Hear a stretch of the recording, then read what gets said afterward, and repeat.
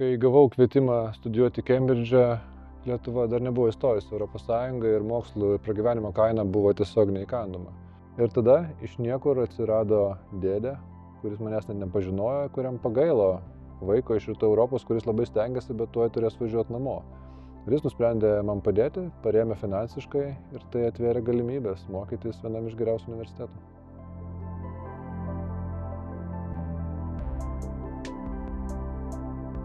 Licėjaus alumni stipendija gimė 3 idėjų sankirtoje. Visų pirma, iš noro atsidėkoti mokyklai, kuri mums tiek daug davė, iš tikėjimo, kad švietimą verta remti, ir iš noro gerų pavyzdžių paskatinti mecenatystės kultūrą tiek tarp licėjistų, tiek ir plačiau Lietuvoje.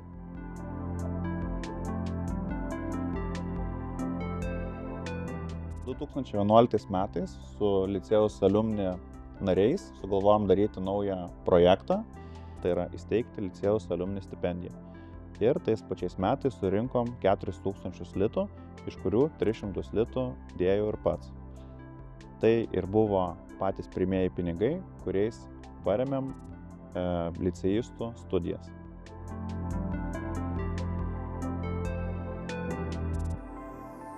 Licėjaus alumni stipendiją reikia remti dėl to, kad gabūs ir talentingi mokiniai turėtų galimybę išvykti mokytis į universitetus, kur negali išvykti dėl lėšų trūkumo. Būtent dėl to ir įkurta Licėjaus alumni stipendija. Ilgalaikiai tikslas būtų, kad stipendijos rėmimas taptų tradicija, perduodama iš kartos į kartą ir mūsų pačių vaikai turėtų galimybę gauti šią stipendiją.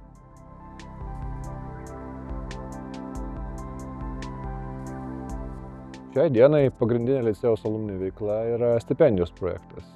Per pirmus 14 metų skiriam 35 stipendijas ir šitie žmonės išsidalino daugiau nei 300 000 eurų.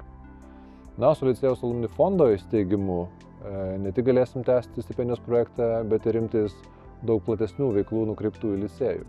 Šnekėsime su mokyklos administracija, su mokiniais, su mokytojais, bandysim suprasti, kur tos pagalbos reikia.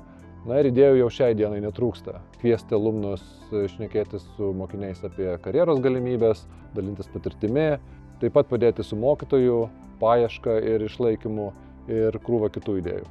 Noriu padėkoti visiems stipendijos rėmėjams, kurie tiki šitą idėją ir Licėjaus alumnų bendruomeniškumu.